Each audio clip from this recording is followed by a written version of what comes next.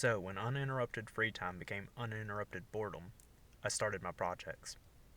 I learned a 3D model using Blender, the Swiss Army knife of oh no I screwed up the UI. I started to work printing improvements to the cheapest 3D printer on the market. And after weeks worth of effort, more than doubling its price and sheer time cost, I am proud to say that it is significantly still garbage. Video possibly. The part is simply an adapter for a decade-old telescope and a $30 microscope. The print finished in the early morning, and my first thought was, let's point the high-powered telescope directly at the sun. After realizing that safety squints would be less than adequate, I decided that the microscope would be taking the brunt of it.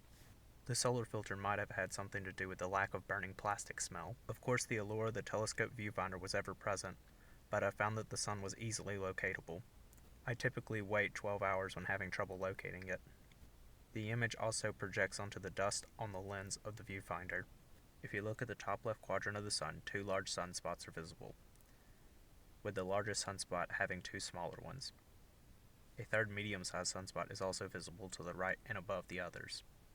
It's not dust. I checked. Twice.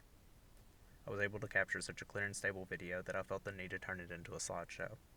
And at the end there's an equally clear and stable video of the moon. And now, the recording.